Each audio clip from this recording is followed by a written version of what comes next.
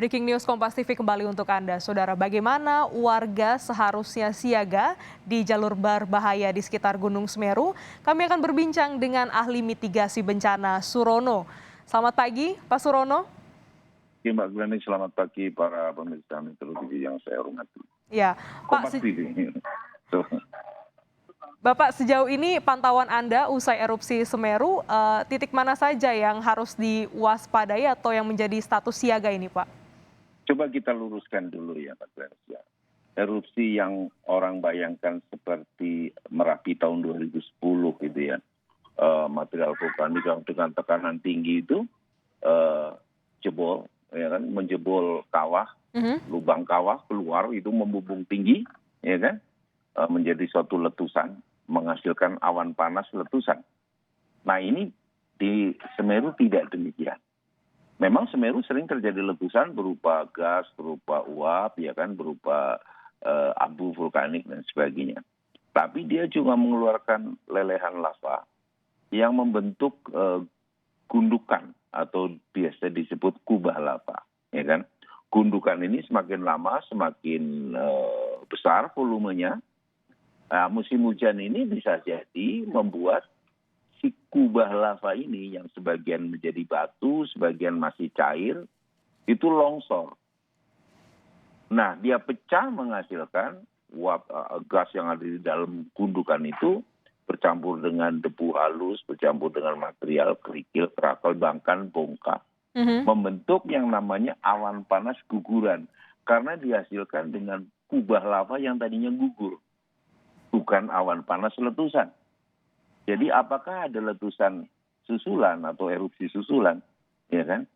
Ya tinggal kubahnya masih ada nggak? Kalau kubahnya sudah tidak ada, ya tidak ada lagi awan panas guguran. Karena tidak ada yang digugurkan. Ya kan? Karena ini bukan letusan yang material keluar dari perut bumi menyembur ke atas melalui kawah, bukan seperti itu, ya kan? Nah sekarang yang harus diwaspadai masyarakat kan Badan Geologi sudah tahu tuh kalau terjadi guguran atau awan panas guguran masuk ke Sungai Kobokan atau Besuk Kobokan. Ya hati-hati saja ya masyarakat yang berada di bantaran atau di dalam tidak beraktivitas lah di sekitar Sungai Kobokan itu, ya kan?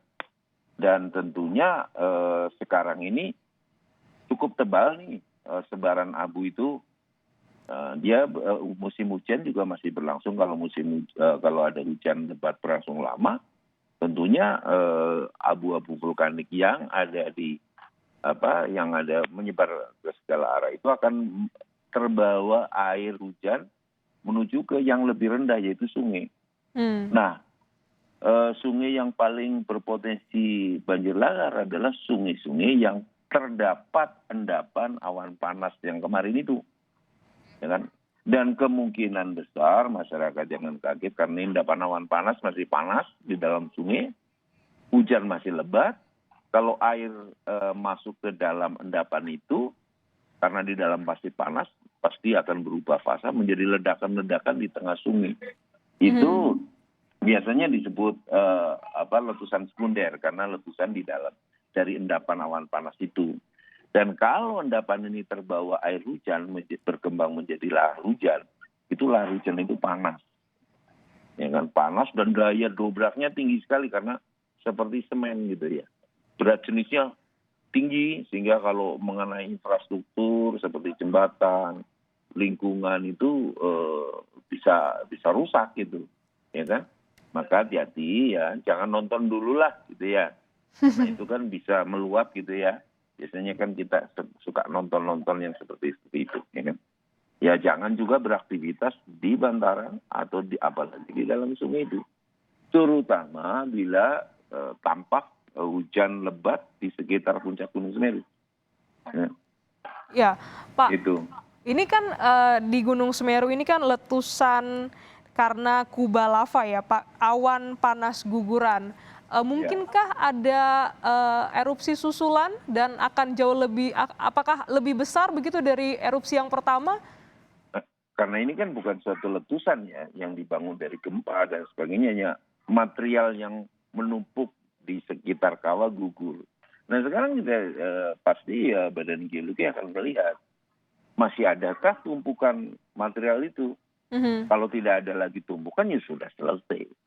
Biasanya ya sebesar ini sudah selesai lah, ya kan. Yang berkepanjangan nanti adalah lahar hujannya. Nggak selesai-selesai selama musim hujan ada. Tapi itu adalah berkah lah, ya kan. Semeru sedang membagi rezeki bagi masyarakat di sekitarnya, ya hati-hati, bersabar saja lah gitu kan, sampai betul-betul dingin, ya kan. Kemudian potensi air hujannya tidak memicu lahar hujan itu ya. Rezeki itu boleh diambil oleh Semeru dan tidak akan meminta apapun. Hanya meminta kesabaran semua orang gitu kan. Itu saja.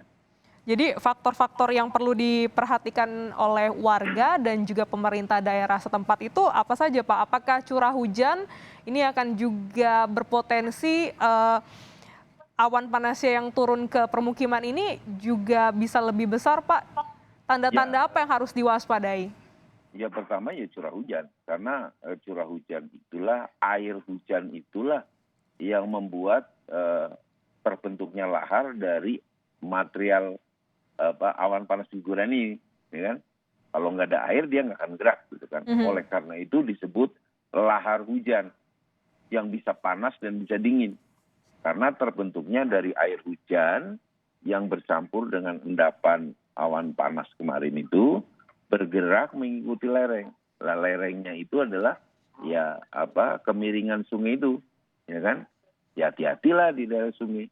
Pasti pada saat endapan awan panas itu bercampur dengan sungai dengan air hujan itu, dia akan bergerak mencari daerah yang lebih rendah.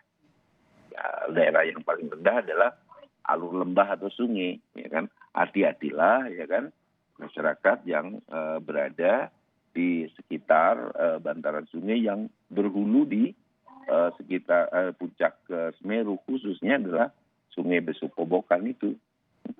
Jadi kewaspadaan tingkat tinggi ini untuk warga di sekitaran Sungai Kobokan yang kemungkinan sungainya ini dilewati oleh lahar hujan ya Pak pada musim Betul. penghujan. Apa yang perlu disiapkan warga, apa yang perlu diketahui warga yang mereka tinggal di sekitaran sungai ini Pak? Ya kalau musim sedang hujan atau melihat hujan di sekitar puncak Semeru, ya siap-siap aja lah, ya kan. Jangan waspada, utamanya misalnya limpasan lahar, ya kan, dari Besukobokan. Kalau dia nggak muat kan kemungkinan akan ada tambahan dari puncak itu kan. Ya itu segera kalau kemungkinan berpotensi melimpas ya segera mengungsi gitu ya kan. Nah ini akan berkepanjangan sampai kapan ya? Paling tidak pertama kalau endapannya masih ada dan tidak hujan ini tidak terjadi lahar. Tetapi kalau masih ada hujan, ya kan, besar kemungkinan masih berproduksi lahar. Lama ini sampai kapan? Ya sampai tidak ada hujan atau materialnya habis dan tidak ada hujan, gitu aja. Ini lama ini, bukan awan panasnya lagi nih yang diurus ini sekarang. Kemungkinan awan panasnya selesai nih kalau kubahnya udah habis. Ya, tetapi kalau kubahnya masih ada kemungkinan ada awan panas guguran. Tapi kalau tidak ada ancaman awan panas. Ancaman berikutnya adalah lahar hujan yang itu akan panas karena endapan awan panas guguran. Gitu. Jadi pemerintah daerah dan juga warga ini diharapkan mengambil peran ya Pak untuk Betul. pemerintah daerah sosialisasi, warganya bersiap. Jadi ketika ada bencana atau tanda-tanda warga bisa segera evakuasi. Pak, terkait dengan erupsi Gunung Semeru ini apakah juga nantinya bisa berdampak pada jalur penerbangan ataupun juga abu vulkanik di sekitaran Gunung Semeru, Pak? Kebetulan hujan yang bisa memberikan dampak seperti uang logam punya sisi berbeda satu kesatuan. Pertama, hujan bisa membersihkan abu-abu halus yang berterbangan, ya kayak kemarin ini, segera turun, terikat dengan air turun ke bawah. Tapi hujan itu juga memberikan trigger terjadinya lahar hujan. Tetapi ini bukan suatu letusan yang disemburkan dari dalam perut gunung api. Kemungkinan ketinggian abu vulkanik itu tidak setinggi waktu letusan Merapi tahun 2010. Kan biasanya kalau sampai mencapai 10.000 meter itu dari permukaan laut itu jelajah terbang pesawat kan. Kalau tidak sampai ke situ ya tidak masalah. Lihat sajalah satelitnya Jepang, Himawari. Saya kira orang-orang bisa search gitu kan lewat HP yang cerdas itu sekarang banyak orang punya. Lihat dia satelit Himawari atau ya kan atau mengikuti yang disampaikan oleh Badan Meteorologi dan Geofisika BMKG. Itu institusi ini akan mengeluarkan arah sebaran abu vulkanik bila ada, ya kan. Kemudian ikuti juga arahan dari Dirjen Perhubungan Udara, apakah ada penundaan penerbangan pesawat akibat ancaman abu vulkanik Gunung Semeru. Itu ada alurnya ya, ada alurnya. Dulu ada kerjasama tripartit oleh Badan Geologi, BMKG dan Dirjen Perhubungan Udara. Vulkanologi mengannounce atau mengumumkan ketinggian letusan seperti ini, BMKG akan memantau arah dan ketinggian abu vulkanik, arah gerakan. Kemudian Dirjen Perhubungan Udara mengambil keputusan menutup atau tidak menutup penerbangan dari dan ke bandara terdekat. Nah, kalau kelut 2014 kan boleh dikatakan ditutup semua bandara seluruh Jawa kan. Nah, ini tergantung nanti keputusan daripada Dirjen Perhubungan Udara yang sudah berkoordinasi dengan instansi terkait. Baik Pak Surono, kami jeda sejenak dulu dengan Bapak karena saat ini kami sudah tersambung dengan PLT Kapusdatin Kebencanaan BNPB, Bapak Abdul Muhari. Selamat pagi Pak Abdul. Selamat pagi Mbak. Ya, boleh diceritakan Pak bagaimana situasi terkini dari erupsi Gunung Semeru? Apakah BNPB sudah terjun ke lokasi terdampak? Baik, terima kasih. Seperti tadi malam disampaikan oleh Bapak Kepala BNPB, Lejen TNI Suharyanto, bahwa pagi ini beliau sudah bertolak ke Lumajang tadi pagi pukul 6.20 dan saat ini sudah dalam perjalanan dari Surabaya ke Lumajang. Dari informasi komunikasi kami dengan beliau beberapa waktu yang lalu juga sudah terinformasikan ada beberapa hal. Pertama, untuk lokasi terdampak guguran awan panas itu ada di 2 kecamatan, di 6 desa, kemudian dampak sebaran material abu vulkanik itu ada di 8 kecamatan. Kemudian untuk korban jiwa itu total 13 orang. Dari laporan yang kami terima dari BPBD per pukul 6.20 pagi tadi, itu yang teridentifikasi baru 2 orang atas nama Poniem 50 tahun dari Curah Kobokan, Desa Supiturang, Kecamatan Pronojiwo, dan Pawon Triyono dari Dusun Curah Kubuan, Kecamatan Pronojiwo. Sedangkan yang 11 lainnya masih dalam proses identifikasi.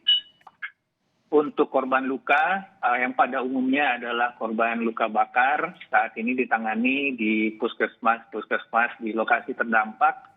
Ada beberapa puskesmas yang mengalami kekurangan alat peralatan untuk menangani korban luka bakar.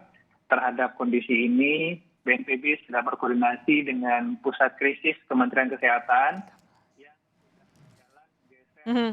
Jadi hingga saat ini korban meninggalnya hingga 6.20 tadi Pak, kami konfirmasi ulang ada 13 orang, baru 2 yang teridentifikasi ya Pak? Ya, 13 orang ini sudah merupakan update langsung dari Kepala BNPB yang saat ini di lapangan, komunikasi kami 5 menit yang lalu. Jadi 13 orang ini merupakan update langsung dari lapangan dari Bapak Kepala BNPB. Dari 13 orang ini, baru 2 orang yang teridentifikasi. 13 orang ini meninggal karena karena saat evakuasi atau saat di rumah sakit, Pak? Untuk jumlah atau untuk penyebab dan kronologis ini masih menunggu data detail dari lapangan, tetapi untuk total jumlah itu 13 orang. Totalnya kami konfirmasi sekali lagi, hingga pagi hari ini laporan langsung dari Lumajang adalah 13 orang, baru 2 teridentifikasi, penyebab masih didalami ya, korban jiwa 13 orang ini, Pak.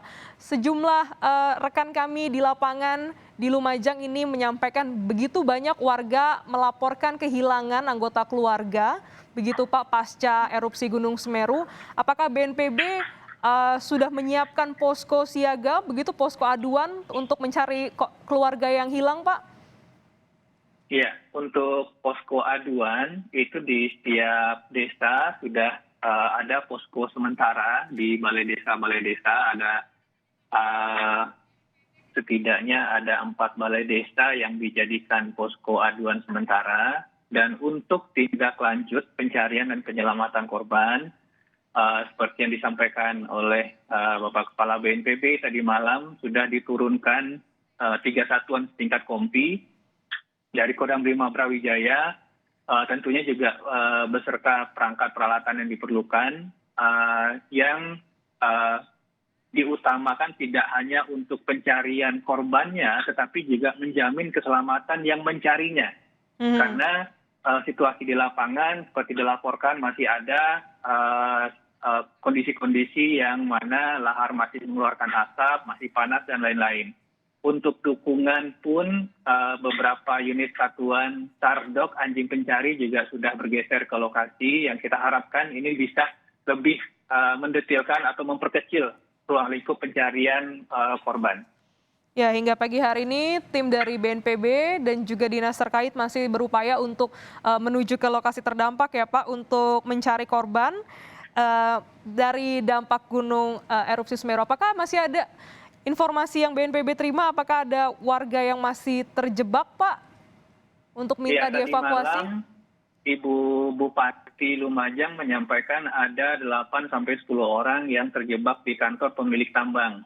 Pagi ini per 6.20 waktu Indonesia Barat, kami menerima laporan untuk mereka yang terjebak di kantor pemilik tambang itu sudah dievakuasi ke pos Curah Kobokan. Ada 8, ya silakan Pak. Memang masih ada informasi data kehilangan anggota keluarga dan lainnya yang seperti tadi kami sampaikan masih berjalan operasi pencarian dan penyelamatan. Ada sekitar 8 sampai 10 orang yang informasinya terjebak. Ini sedang diupayakan, Pak, untuk dievakuasi? Sudah. Kalau yang 8 sampai 10 orang terjebak yang tadi malam diinformasikan oleh Ibu Wakil Bupati, pagi ini informasi yang kami terima itu sudah dievakuasi ke pos Curah Kobokan. Oh, sudah terevakuasi ya, Pak. Rencananya hari ini apa yang akan dilakukan oleh BNPB untuk tindakan awal, Pak?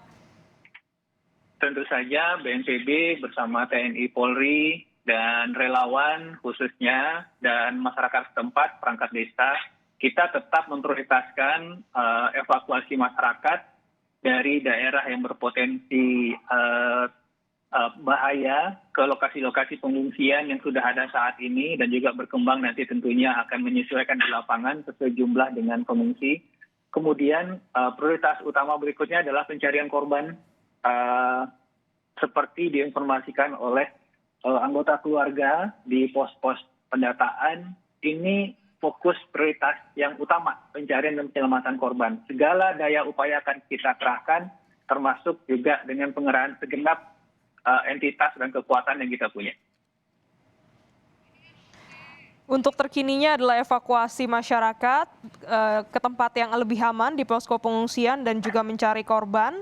Ini berdasarkan data-data dari yang dilaporkan. Baik, Pak Abdul Muhari, kami jeda sejenak terlebih dahulu. Terima kasih atas informasinya di Breaking News Kompas TV. Saat ini kami masih terhubung dengan Bapak Surono. Ya, siap. Pak Surono, ini data terkininya ada 13 korban jiwa. baru 2 yang teridentifikasi, sempat ada yang terjebak, di pagi hari ini sudah dipindahkan ke tempat yang lebih aman. Ada rekomendasi Pak untuk BNPB dan pemerintah pusat ataupun juga pemerintah daerah Pak? Begini, hati-hati, ini endapan itu bukan sekedar abu biasa. Ini adalah endapan awan panas. Orang masuk ke sana itu harus punya perlengkapan. Tidak jalan-jalan di endapan abu, tapi ini endapan awan panas. Menggali pun mesti hati-hati. Karena menggali endapan awan panas, bisa tiba-tiba keluar gas yang panas. Ya kan? Jangan sampai terjadi relawan yang di Merapi itu, dia menggali, mengevakuasi, tanpa peralatan dan tanpa perlengkapan yang dimiliki oleh TNI, digali tiba-tiba gas keluar dari galian itu dan 3 orang meninggal, ya kan? Sekali lagi endapan ini bukan abu biasa, ya kan? Tetapi endapan awan panas ini panas, ya kan? Dan jangan asal gali karena bisa saja ada semburan gas yang panas dari dalam endapan yang cukup tebal. Biasanya seperti itu, ya kan? Tidak sekedar evakuasi korban. Tidak sekedar berjalan, ya kan, di atas endapan. Ini endapan bukan sekedar endapan, tapi endapan yang bercampur awan panas. Hati-hati, hati-hati. Jangan sekedar gali, bisa terjadi semburan uap panas, ya kan, dari dalam timbunan atau endapan yang cukup tebal. Itu saja. Butuh waktu berapa lama Pak untuk bisa menggali begitu ya? Karena kan Bapak bilang tadi cukup panas begitu, tidak bisa sembarangan menggali. Harus menunggu berapa lama untuk bisa menuju ke sana, mencari korban begitu? Saya tidak bisa menjawab berapa lama, tetapi suatu keuntungan sekarang adalah sekarang musim hujan. Jadi ada bantuan dari air hujan yang meresap di dalam endapan itu. Tetapi itu mendinginkan sekaligus menyimpan bahaya. Karena air yang masuk dalam endapan yang panas dia akan berubah menjadi uap bertekanan tinggi. Begitu digali bisa nyembur uap panas, gitu kan.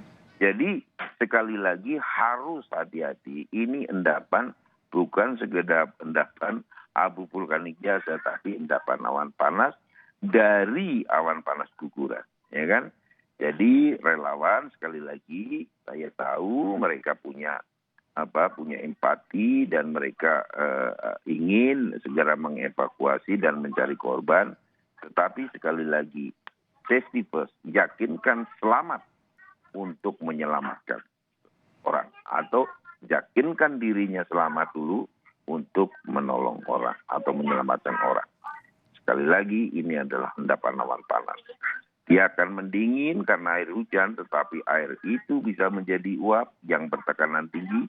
Begitu digali tidak hati-hati, dia menjadi semburan yang panas. Ya? Hati-hati.